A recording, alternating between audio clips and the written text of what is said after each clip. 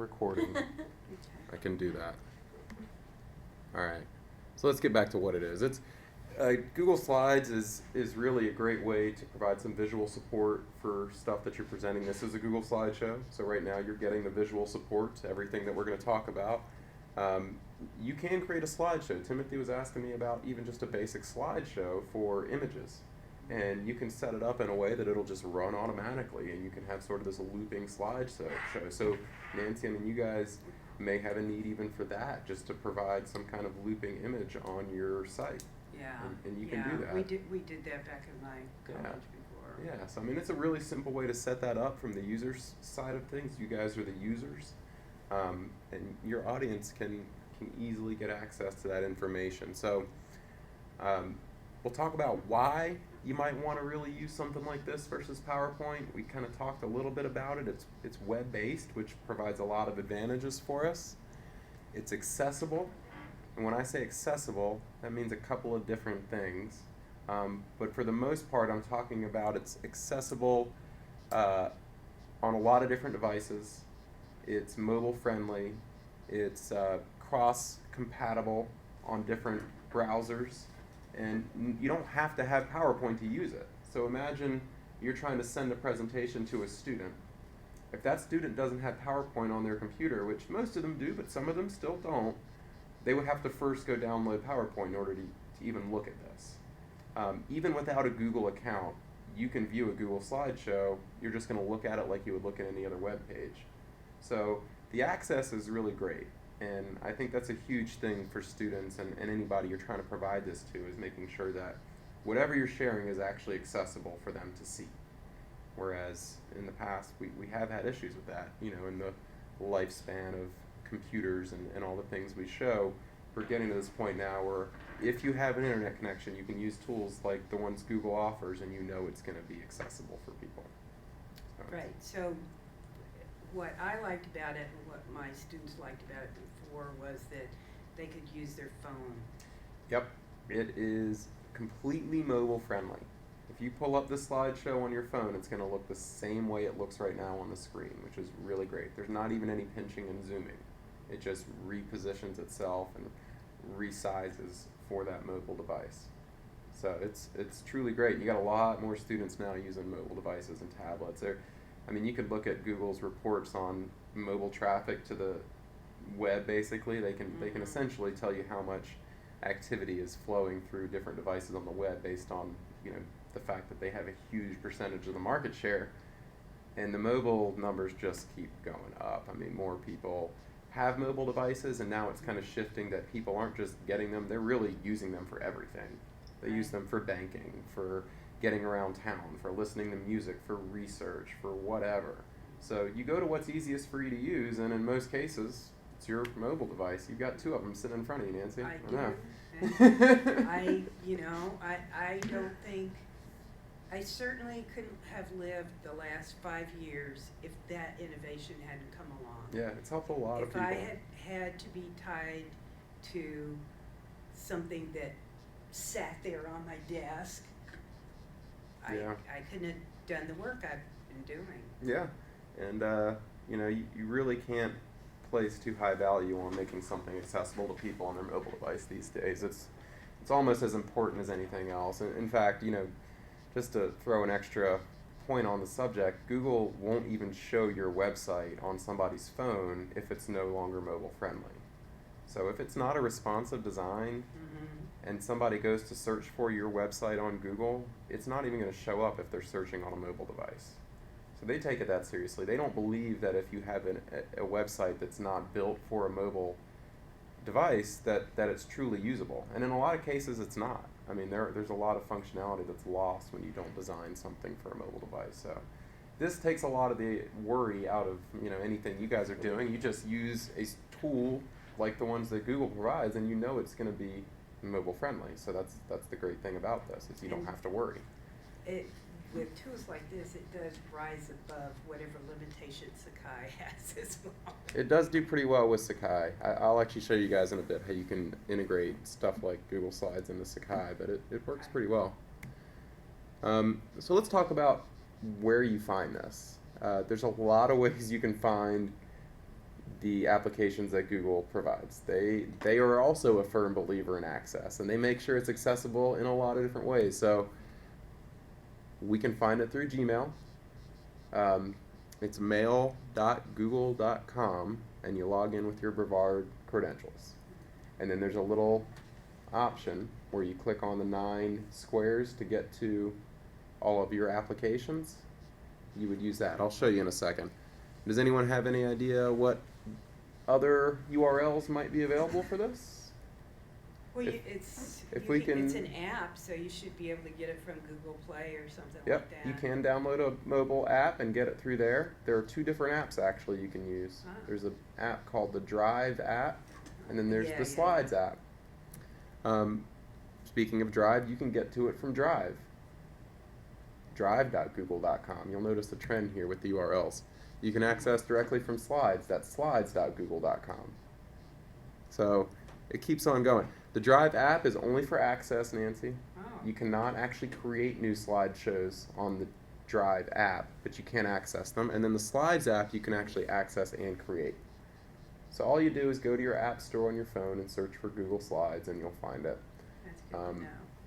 And if you're logged into your Google account, it's really easy to get to. I'll kind of just quickly show you what I mean here.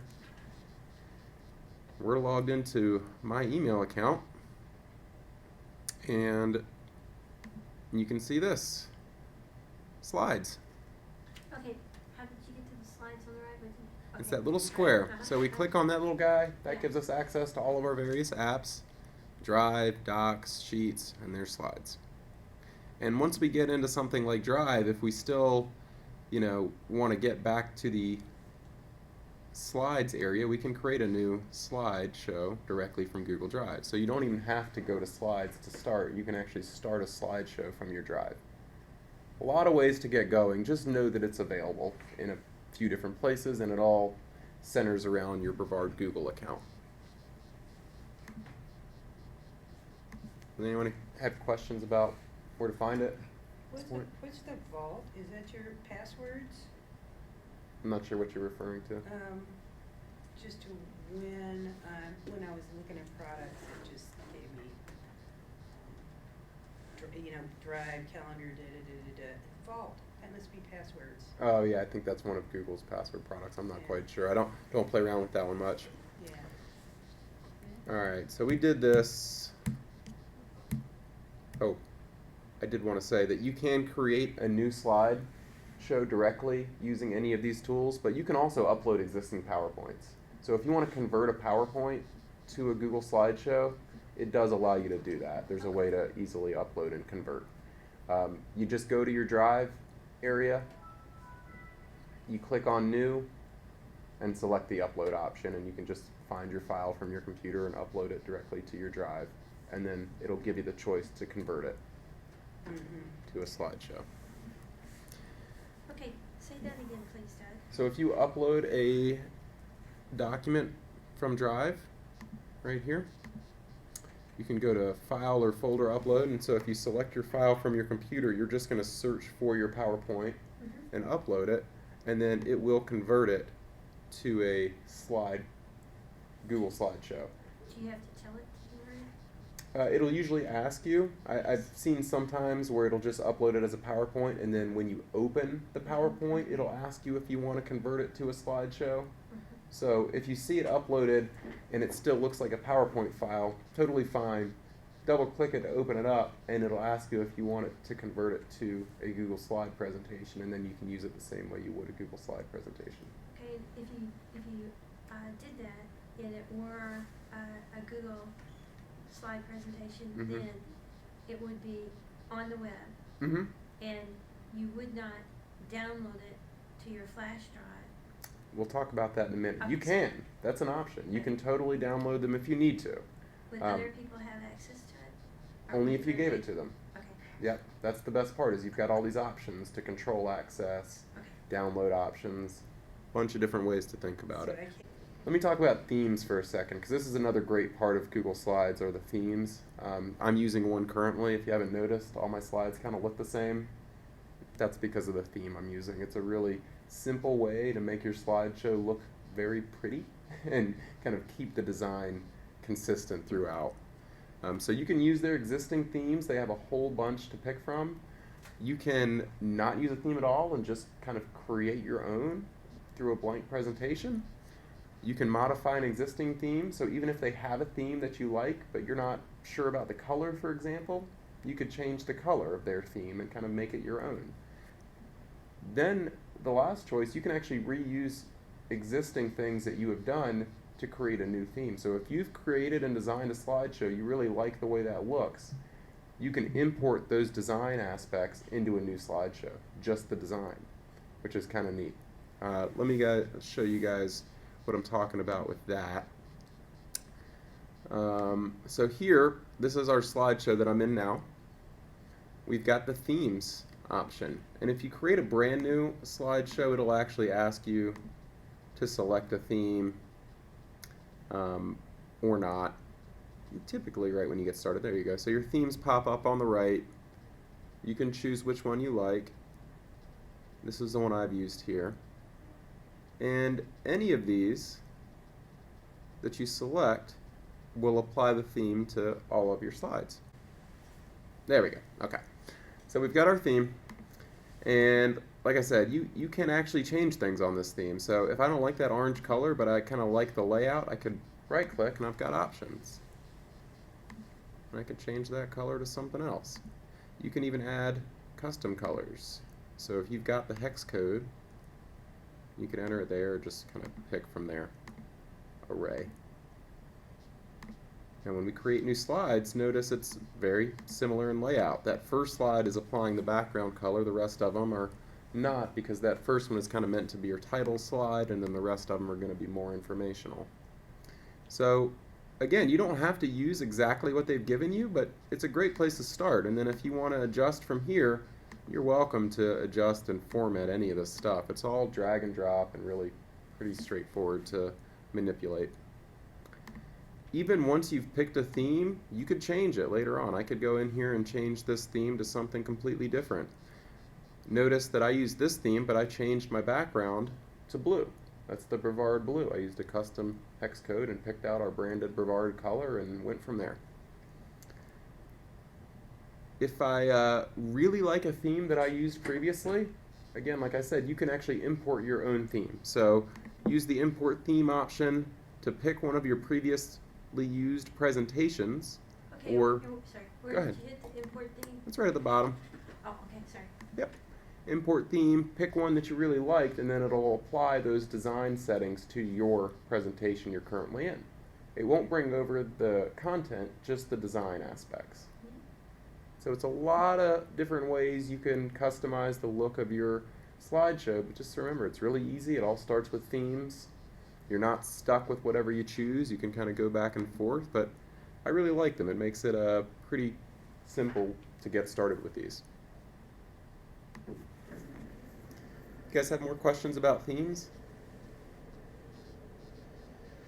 Good right now? Okay. Cool. Other questions? I'm just thinking about the sounding of it, but I'm sure you'll get to talking about that. Sound?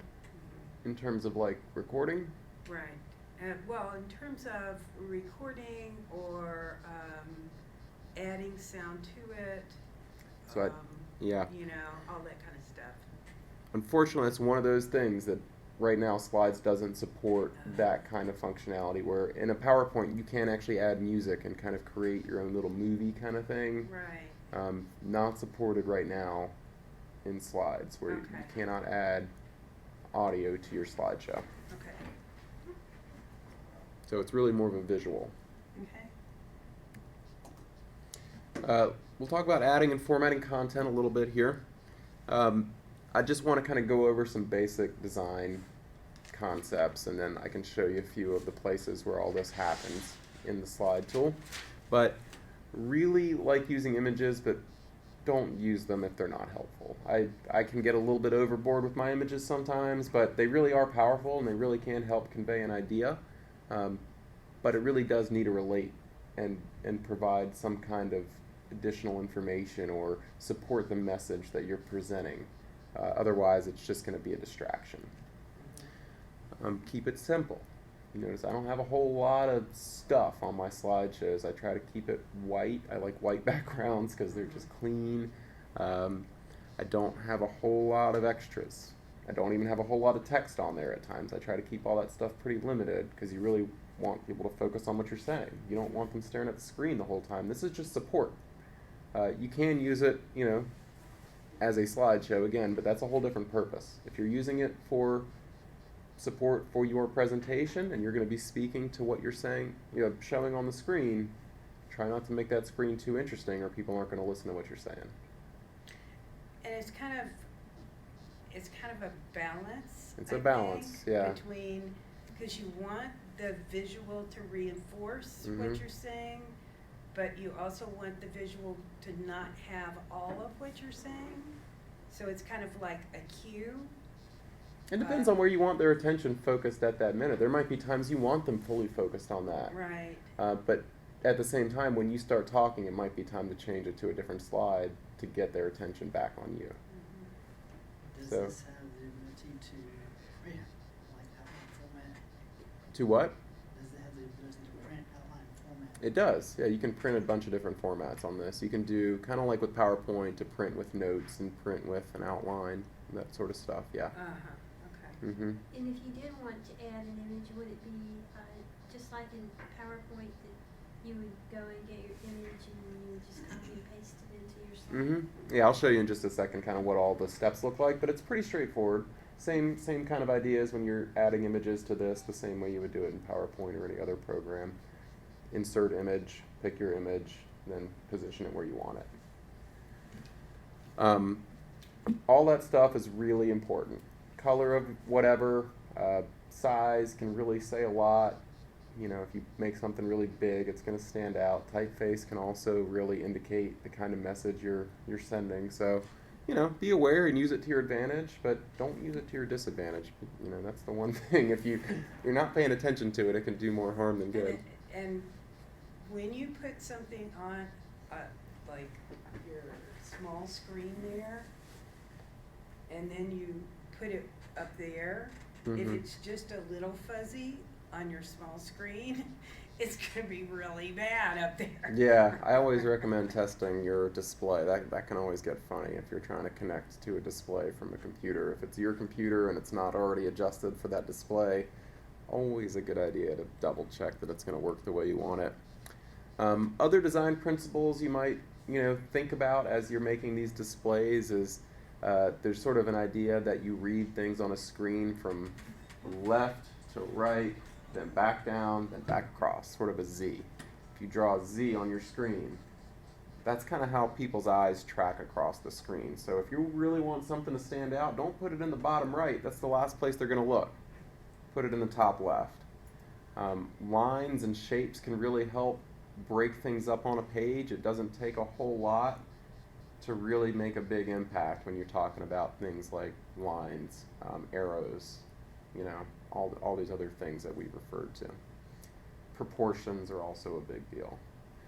So keep all that stuff in mind, and if you ever want to talk more about design, I love talking about design stuff, so happy to.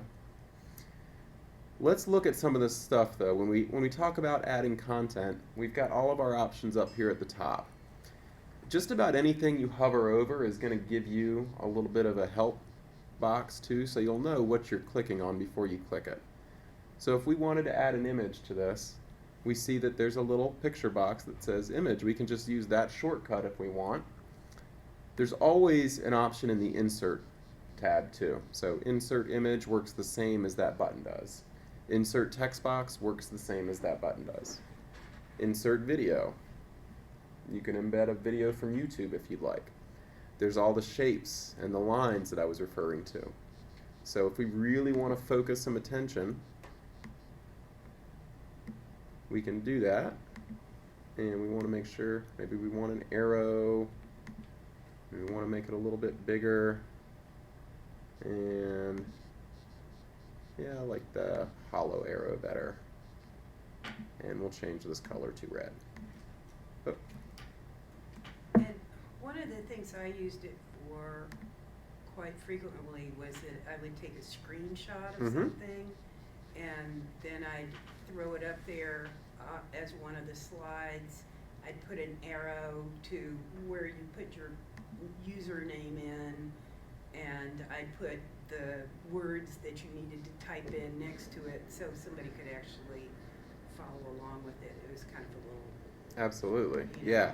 That's a great, I mean, because you can take a screenshot and really give people a good idea of what you want them to focus on, and then you can put your arrow there. So you can take a screenshot that I've already got. And can you embed links in it too, so that... You can. Oh, good, so it can go, yeah.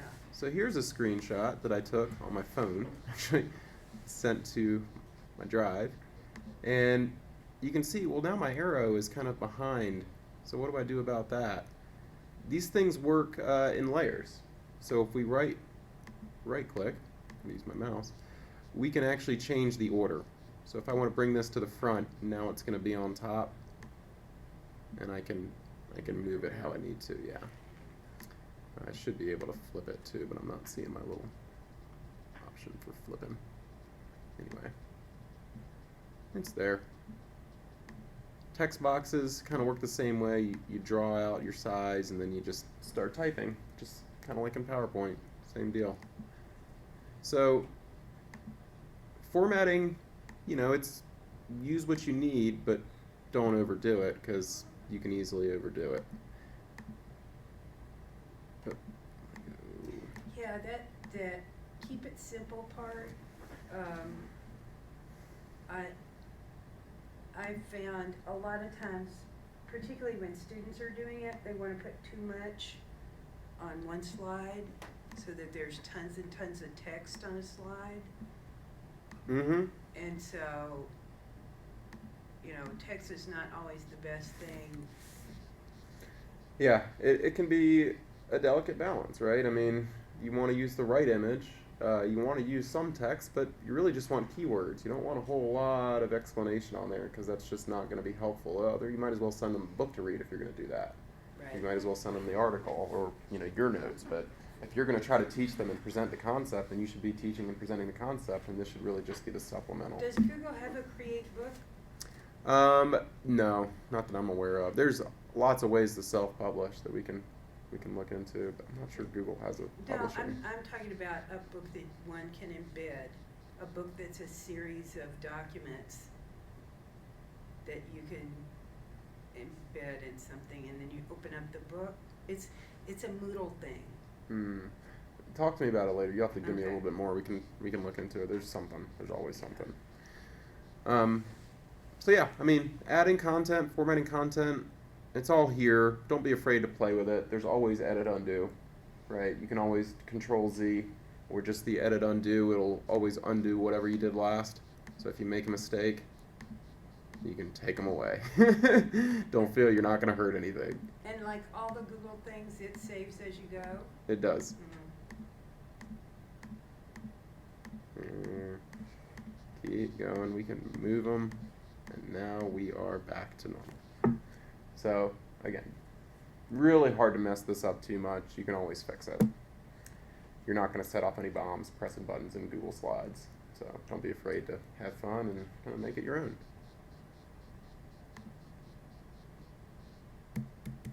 Any other questions about that right now?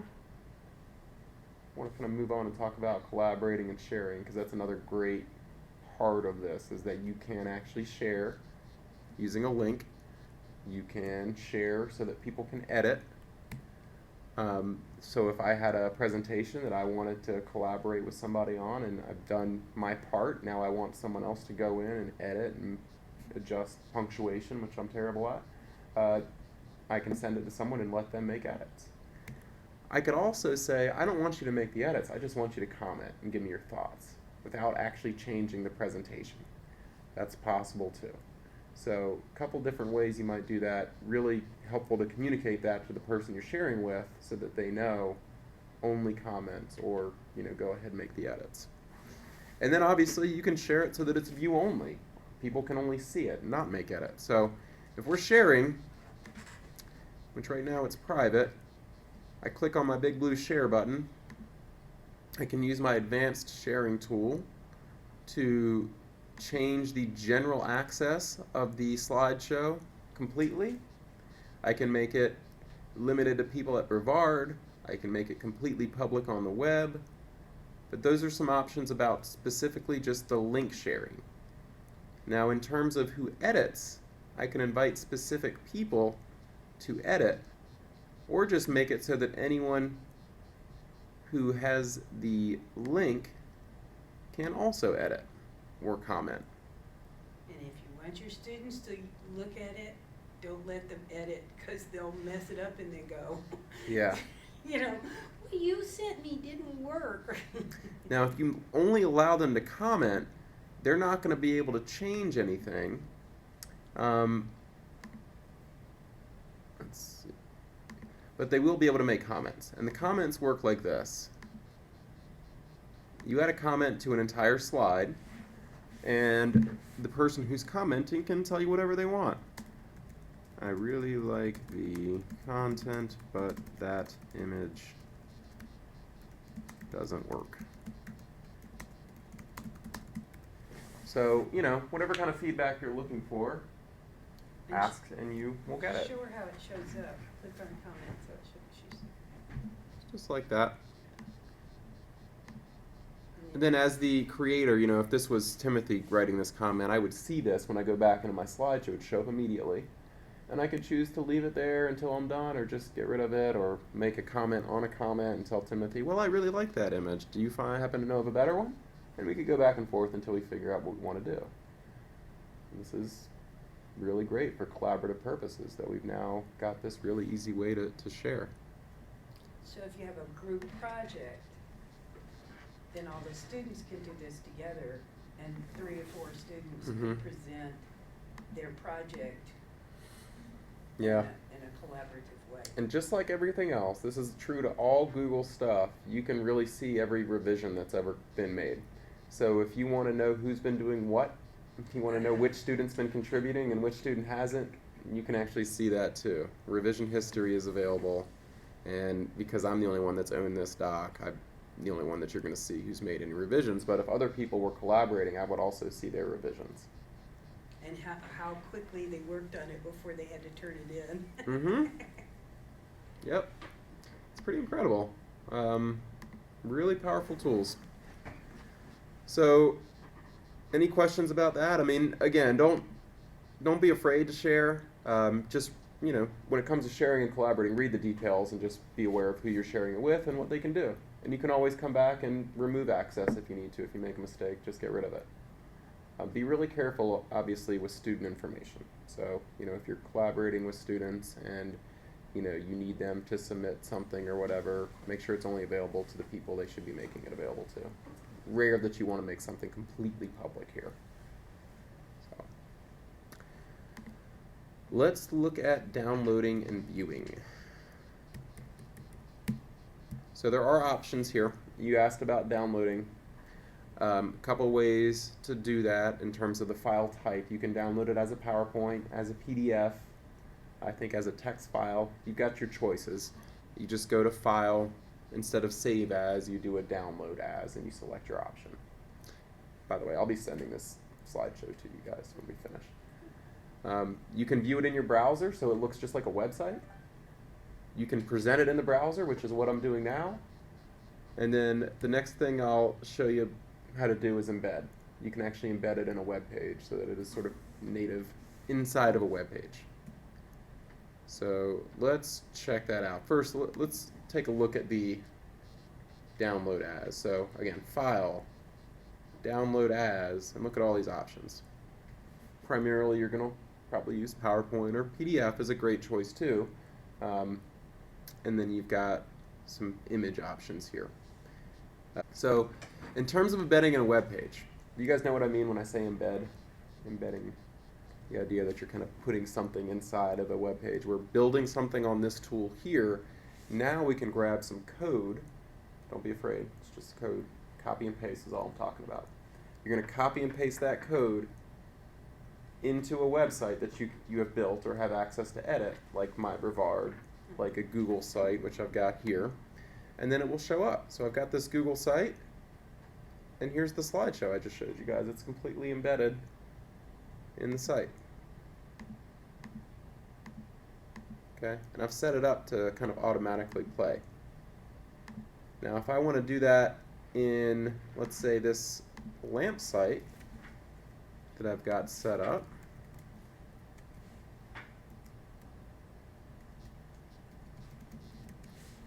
let's show that. I'll log into lamp first. Alright, so what I've done here is I've created a lesson. Nancy, I don't know how much you've played in this. I'm not sure how much you've played in this, Jenny, but essentially you can create, different tools on the side here. You can add them. I've added a lesson tool, which allows me to then have this little text editor here where I can add some basic content. Okay? Now, I want to embed this slideshow. That's the content that I want to work with. So I need to go to the Publish to the Web option. And then I don't want the link, I want the embed code. I can choose my size here. Let's kind of leave it at medium, maybe 5 seconds, and then I can choose whether to start and restart the slideshow. Alright, now I've got my code. This is what I want to copy. Everything here. And then I just come back to my page and I look for my source code option. Same way you're going to do anything else. Now I'll hit save, and there it is. So it's pretty neat. It's a general standard iframe. An iframe is a pretty common way to embed tools like this into other sites. So it's really great. I mean, you don't even have to make them download it. You don't even have to make them click on a link. Right. It's right there when they get into their page. So that's the best part about it, is you can have a note at the top that says, go ahead and watch this slideshow, then answer the following questions. Or, watch this slideshow before you come back to class to discuss this. Right. Whatever it is you're trying to do, you've now got a way to make the content available for them as soon as they get on that page.